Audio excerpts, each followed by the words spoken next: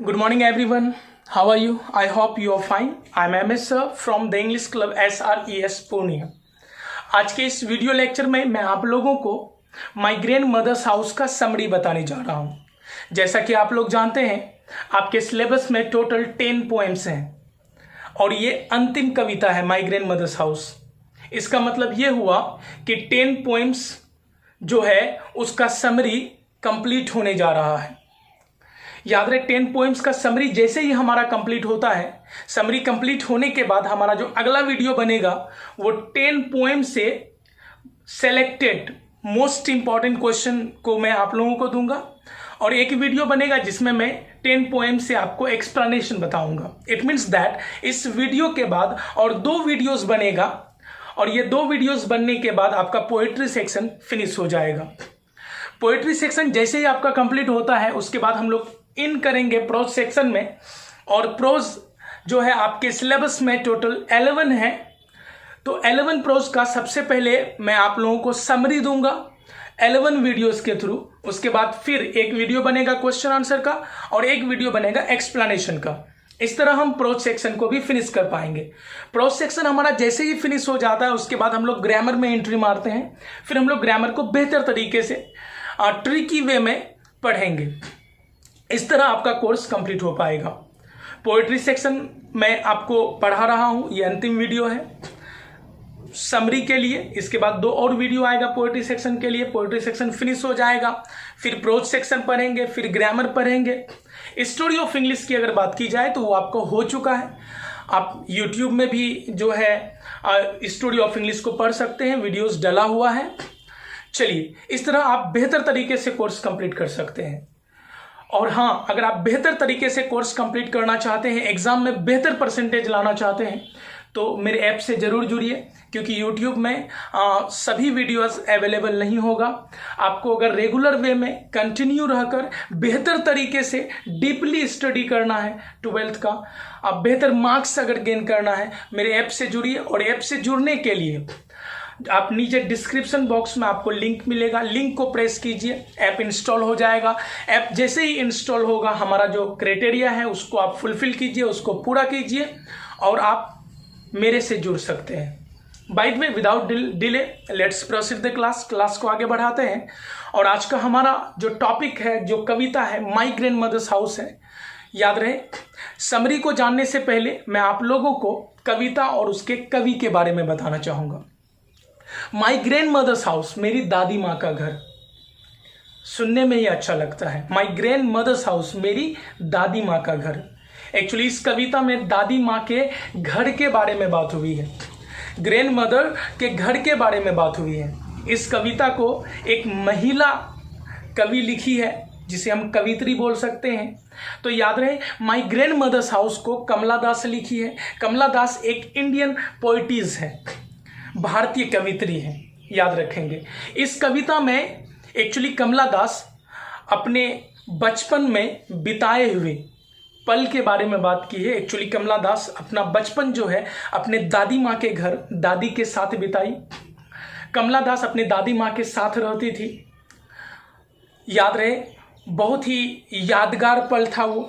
दादी माँ और कमला दास एक साथ रहती थी और कमला दास अपने दादी माँ से ढेर सारा प्यार पाई, उसे हर प्रकार का खुशी मिला, वो एक बेहतर बचपन बिताई। लेकिन समय के साथ फिर कमला दास जो है उसकी शादी हुई और वो उस घर से दूर चली गई। उधर दादी माँ की भी मृत्यु हो गई। दादी माँ के मर जाने के कारण जो है वो घर एक तरह से खामोशी में बदल गया, क्योंकि उस घर में केवल कमला दास और उसकी दादी माँ रहती थी। कमला दास का शादी हो जाने के कारण, कमला दास के शादी हो जाने के कारण वो उस घर से दूर हो जाती है। दादी माँ डेथ कर जाती है, तो ऐसे भी वो घर अब बंजर पड़ जाता है, खामोशी में बदल जाता है, सांप बिच्छू का बसेरा हो जाता है। वहाँ पर वो घर पूरी तरह से डैमेज हो जाता है। कमला दास उस घर को बार बार देखना चाहती है, विजिट करना चाहती है, क्योंकि कमला दास का मानना है कि जो प्यार, जो प्रेम वो अपने दादी माँ के साथ उस घर में पाई, उसे अपने वर्तमान जीवन से नहीं मिल रहा है। कमला दास अपने वर्तमान जीवन से संतुष्ट नहीं है, सेटिस्फाइड नहीं है, वो होना भी नहीं चाहती है, क्योंकि कमला दास का बचपन बहुत ही ज़्यादा सुनहरा था, बहुत ही बेहतर संगति में, बहुत ही बेहतर रिलेशन में जी थी वो अपना बचपन अपने दादी माँ के साथ। तो इस कविता के माध्यम से कमला दास बताती है कि उसका बचपन कितना बेहतर था, उसके दादी माँ के साथ का जो बिताया हुआ पल है वो बहुत ही ज़्यादा यादगार है। उसी यादगार पल को और ज़्यादा यादगार ताज़ा बनाकर इस कविता में कमला दास पेश की है। चलिए समरी को जानते हैं। Let's have a look the board. चलिए, तो पोएम का नाम है my grandmother's house. Summary देखते हैं। लिखा हुआ है my grandmother's house is a very beautiful poem. My grandmother's house एक बहुत ही सुंदर कविता है। It has been compose by Kamala Das. यह कमला दास के द्वारा रचित है, लिखा हुआ है। She was an Indian poetess. वो एक भारतीय कवित्री थी। She use to write in 2 languages, English and Malayalam. Kamala Das 2 भाषाओं में कविता लिखी करती थी, इंग्लिश और मलयालम में। She was born on 1934 and died on 2009।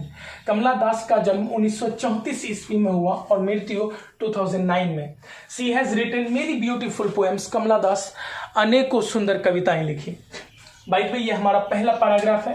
पहला पैराग्राफ इस प्रकार है। My grandmother's house is a very beautiful poem. It has been composed by Kamala Das. She was an Indian poetess. She used to write in 2 languages, English and Malayalam. She was born on 1934 and died on 2009. She has written many beautiful poems. चलिए next paragraph में चलते हैं।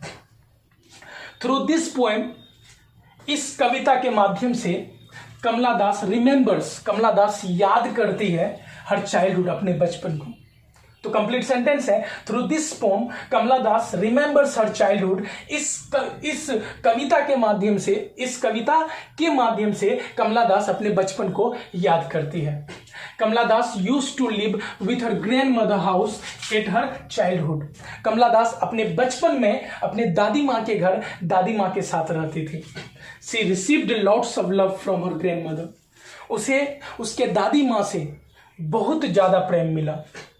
Now her grandmother has died. अब उसकी दादी माँ नहीं रही, मर चुकी। So she is far away from the house. इसलिए अब वो उस घर से दूर है।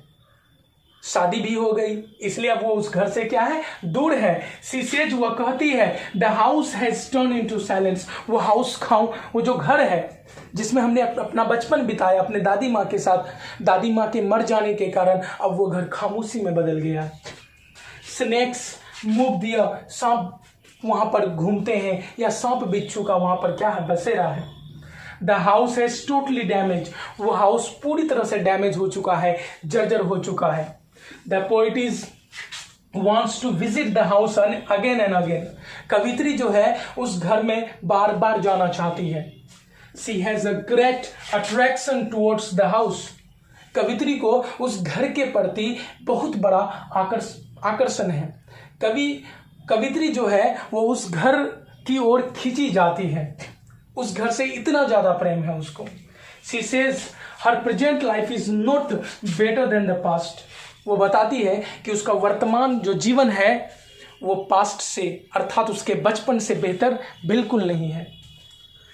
She remembers the happy days spent in the sweet company of her grandmother. वह याद करती है उस मीठे पल को जो वो अपने दादी माँ के साथ बचपन में बिताई। तो याद रहे, फाइनली इस कविता के माध्यम से कवित्री जो है अपने बचपन को याद करती है और अपने बचपन में जो अपने दादी माँ के साथ वो मीठे मीठे पल गुजारे, उन्हीं सारी बातों को इस कविता में कमला दास जो है बताई है। तो याद रहे, एक बार देखते हैं इसके समरी को। हम लोग इस प्रकार याद रखेंगे समरी को। बोलेंगे my grandmother's house is a very beautiful poem. It has been compose by Kamala Das. She was an Indian poetess. She used to write in 2 languages, English and Malayalam. She was born on 1934 and died 2009. She has written many beautiful poems. Through this poem, Kamala Das remembers her childhood. Kamala Das used to live with her grandmother at her childhood. She received lots of love from grandmother.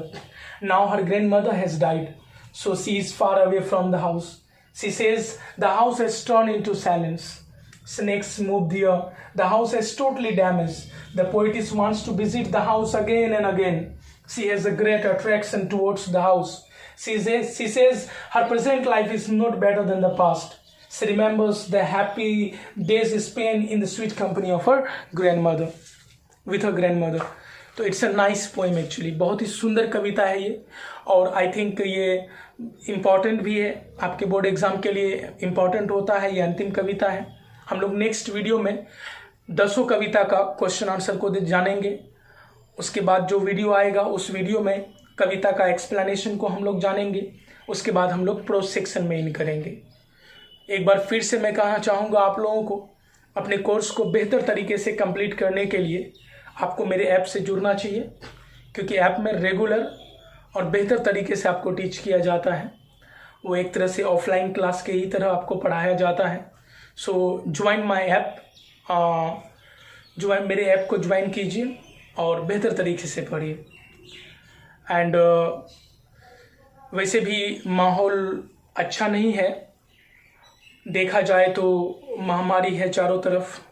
Corona virus जो है हम लोगों को परेशान करके रखा हुआ है, और ये जो बीमारी है ये घटने का नाम नहीं ले रहा है। इसलिए घर पर रहकर पढ़ें और घर पर रहें, सुरक्षित रहें, क्योंकि आप सुरक्षित रहेंगे तो हमारा देश सुरक्षित रहेगा।